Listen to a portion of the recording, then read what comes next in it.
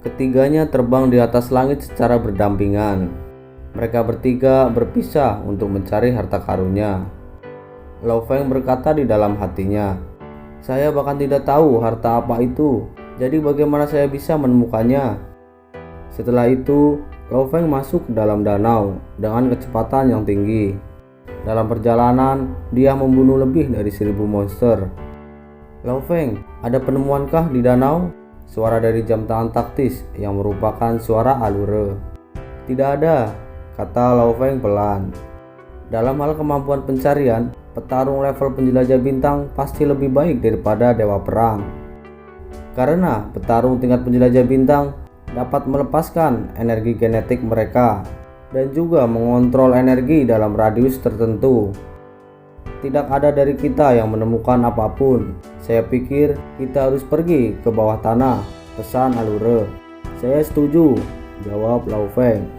Pada saat yang sama, 3 petarung tingkat penjelajah bintang itu memecahkan permukaan air dan terbang ke udara.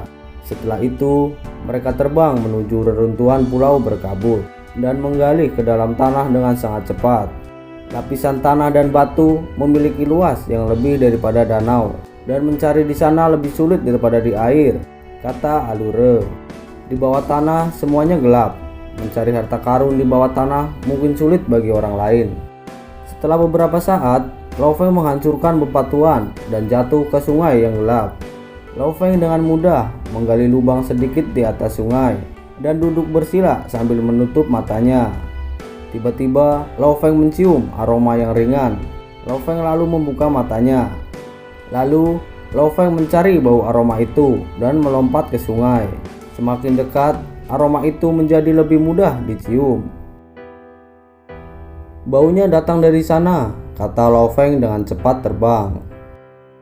Di atas sungai itu muncul kristal putih transparan yang melayang di udara.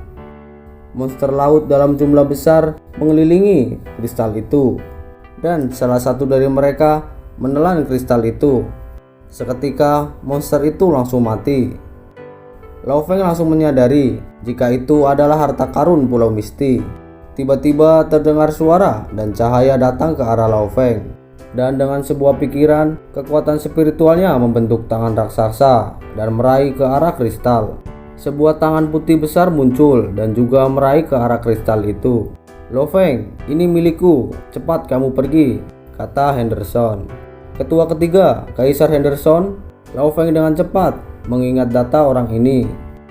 Kaisar Henderson adalah salah satu petarung penjelajah bintang level 3.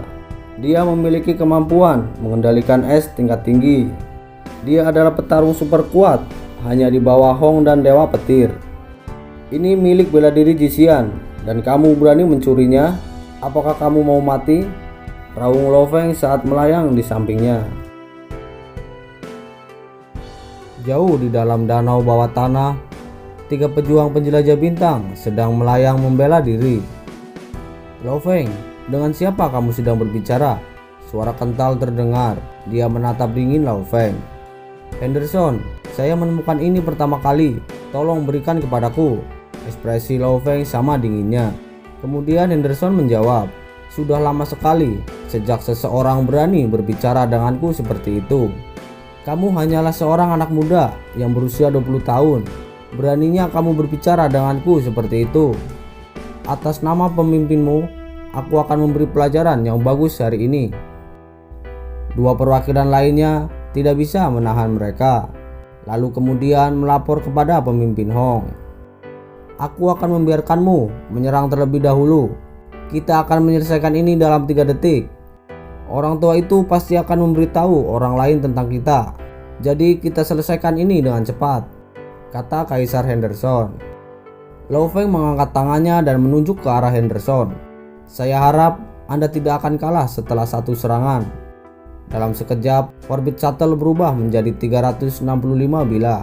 Dengan cepat berubah bentuk seperti bor gunung. Sebuah ledakan yang besar dengan gelombang spiral yang kuat. Ekspresi Henderson berubah drastis, menggunakan tangan kanannya untuk meninju secepat kilat. Lao Feng sedikit khawatir, lalu dia berkata di dalam hatinya, "Seorang penjelajah bintang level 3 Tanpa armor Dewa Hitam pasti sudah mati sekarang. Namun dengan armor Dewa Hitam membuat segalanya jauh lebih sulit. Kamu telah melukaiku, tatapan Kaisar Henderson dingin. Kamu terlihat lambat dan tidak bisa memukulku. Lao Feng tersenyum. Bor gunung berubah menjadi cahaya keemasan yang bertabrakan dengan salah satu pukulan Henderson. Lao Feng dengan cepat berpikir, untung saja daya tembus bor gunung tidak bergantung pada kecepatannya, tetapi pada benang emas yang menciptakan gaya pengeboran. Cahaya keemasan sekali lagi menyerang ke arah Henderson. Serangan ini sekali lagi menyebabkan Henderson secara tidak sadar mundur. Pada saat yang sama, darah mulai menetes dari mulutnya. Henderson berkata di dalam hatinya, bagaimana kekuatan menyerang Lao Feng ini bisa begitu kuat? Senjatanya terlalu cepat, jauh lebih cepat dari senjata Yin Zite. Sekarang apa yang harus aku lakukan? Maukah kamu menyerah? Lao Feng berteriak dengan keras. Dalam waktu 10 detik, Henderson telah diserang sebanyak 12 kali. Dan ke-13 kalinya menjadi cahaya keemasan. Sekali lagi menuju ke Henderson. Dia tidak bisa menghindar dan memuntahkan darah segar.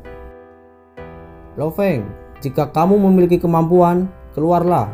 Kaisar Henderson sangat marah. Jika Anda memiliki kemampuan, masuklah. Suara Lao Feng bergema. Tatapan Henderson waspada dan dia sangat terkejut. Lao Feng langsung menghubungi pemimpin Hong. Pemimpin, saya Lao Feng. Tempat beradaku saat ini memiliki kristal putih unik yang dimakan oleh monster naga bumi. Sekarang monster itu telah tumbuh ke level monster kaisar. Pemimpin Hong menjawab, tetap di sana, aku akan segera datang. Pada saat yang sama, di dalam pangkalan Huaxia di Pulau Misti, terdapat sebuah pesawat luar angkasa. Perwakilan lainnya sudah menggali, hanya Jiayi yang tersisa di markas komando. Jiayi memerintahkan layar untuk menampilkan lokasi monster itu. Layar di dinding dengan cepat membesar, menampilkan titik dalam area 500 meter. Pada saat yang sama, seorang pekerja berkata, ada dua bentuk kehidupan tingkat perwakilan di sini. Kami yakin itu adalah monster tingkat kaisar. Setelah mengeluarkan perintah, Jiayi segera mengontrol jam tangan komunikasinya. Lao Feng dan Henderson sama-sama melayang di udara. Mereka mengawasi kaisar naga bumi itu. Dinding dan langit-langit gua runtuh dengan keras menghantam dan ombak menerjang kemana-mana. Cahaya hitam memenuhi gua itu dan kecepatan tinggi pemimpin Hong muncul. Pemimpin Hong melihat ke arah Kaisar Henderson. Henderson tidak bisa menahan diri untuk tidak menundukkan kepalanya. Lao Feng, apakah ini Raja Naga Bumi itu? Pemimpin Hong memandang monster itu. Lalu Lao Feng menjawabnya, ya benar pemimpin, 20 detik yang lalu dia hanya naga bumi pemimpin gerombolan. Pemimpin Hong sangat terkejut dan berkata di dalam hatinya, hanya karena kristal itu monster tingkat pemimpin gerombolan naik menjadi monster tingkat kaisar. Saudara Hong, kamu menemukan harta karun, tapi kamu tidak menelponku. Suara nyaring terdengar. Tiba-tiba cahaya putih muncul di samping mereka. Dia adalah Dewa Petir. Dewa Petir tersenyum, lalu dia berkata, Lao Feng, kamu benar-benar bintang keberuntungan pemimpinmu. Tetapi naga bumi ini telah menjadi raja. Perangkat semua orang mendeteksinya. Aku mengira bahwa semua negara lain akan segera datang. Tidak lama kemudian, para prajurit perwakilan muncul dan mengamati Raja Naga. Raja Naga Bumi telah menyelesaikan evolusinya. Dia menyadari bahwa banyak orang mengawasinya. Raja Naga Bumi segera menggali ke dasar danau, mencoba yang terbaik untuk masuk sedalam mungkin. Pemimpin Hong melambaikan tangannya. Domain hitam segera terbuka lebar, menjebak Raja Naga Bumi di dalamnya. Raja Naga Bumi mulai berjuang dengan keras, namun tidak mampu untuk melawannya. Sebuah laser hitam ditembakkan ke arah kepala Raja Naga Bumi. Kepalanya terbelah dan otak serta material lainnya terlempar kemana-mana. Pemimpin Hong, Dewa Petir, dan yang lainnya memeriksa kepala yang terbuka. Tidak ada kelainan, kata pemimpin Hong. Lalu Dewa Petir berkata, ini seperti Raja Naga Bumi yang berevolusi secara normal.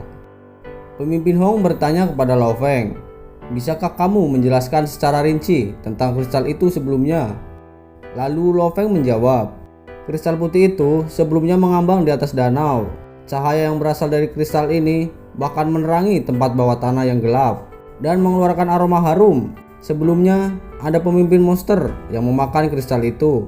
Kemudian tubuhnya meledak dan kristal putih itu keluar. Itu reruntuhan arkeologi nomor 5. Seorang perwakilan berteriak, itu adalah kristal Muya. Seorang perwakilan Cina juga ikut campur. Tatapan pemimpin Hong dan Dewa Petir bertemu. Rasa kegembiraan di mata mereka. Di sampingnya, Lao Feng bingung dan masih bertanya di dalam hatinya, apa itu kristal Muya? Kristal Muya jelas jauh lebih berharga daripada roh alam. Bahkan di alam semesta yang luas, kristal Muya bisa dianggap sebagai harta karun. Lao Feng dan perwakilan lainnya dipenuhi dengan kecurigaan. Apa sebenarnya kristal Muya ini? Semua orang melihat ke arah pemimpin Hong dan Dewa Petir. Seorang perwakilan dari Eropa berkata, kristal ini disebut kristal Muya. Setelah memakan salah satu kristal, monster pemimpin bisa berevolusi menjadi monster kaisar. Jika dia memakan lebih banyak, bukankah dia akan menjadi lebih kuat? Jangan bilang kalau monster tentakel muncul karena memakan kristal ini. Semua orang terdiam. Pemimpin Hong tahu bahwa kristal Muya itu spesial. Namun mereka yang mengetahui rahasianya tidak ingin membocorkan ini, karena kekacauan akan terjadi jika semua orang mengetahuinya. Semua orang asing bertanya tentang kristal itu. Banyak dari mereka bahkan melihat dari samping ke arah pemimpin Hong. Semua perwakilan memanggil rekan satu tim mereka. Dalam waktu singkat, sejumlah perwakilan datang dan langsung menggali tanah untuk mencari kristal Muya. Sebelumnya, mereka mencari tanpa tujuan. Pemimpin Hong dan Dewa Petir saling bertatapan. Aku yakin orang asing itu sengaja mengatakan kepada semua orang. Dewa Petir berkata lembut. Lalu pemimpin Hong menjawab, tidak ada yang harus dicemaskan, tenanglah. Apakah kamu tidak cemas? Kamu membutuhkan kristal lebih banyak. Dewa Petir tersenyum. Pemimpin Hong langsung menoleh ke arah Lao Feng, Allure, dan Jin Zite. Lalu pemimpin Hong memerintahkan, masih ada banyak kristal Muya di danau ini. Kalian semua cepat mencarinya. Mereka bertiga menuruti dan langsung mencarinya.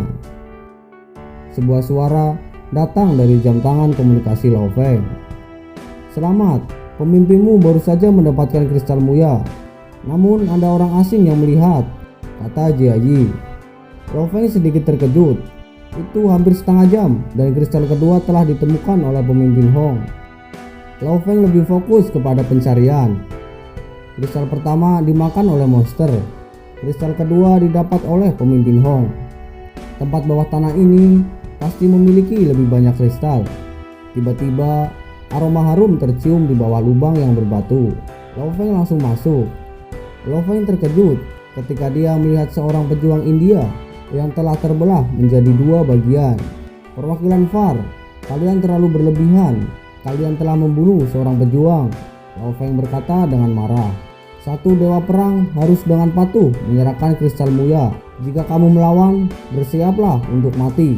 Seorang perwakilan dari Eropa tertawa dingin. 4 anggota Eropa memperhatikan kedatangan Lao Feng, segera berbalik dan mengebor lapisan batu. Lao Feng langsung menghubungi pemimpin Hong. Pemimpin, di tempat aku berada, sebuah kelompok Eropa baru saja merebut kristal Muya dari kelompok India dan membunuh salah satu dewa perang India. Lalu pemimpin Hong menjawabnya, Lao Feng, dalam waktu sesingkat itu, masing-masing negara saling berhadapan. Ini adalah pembunuhan pertama. Kamu sebaiknya berhati-hati.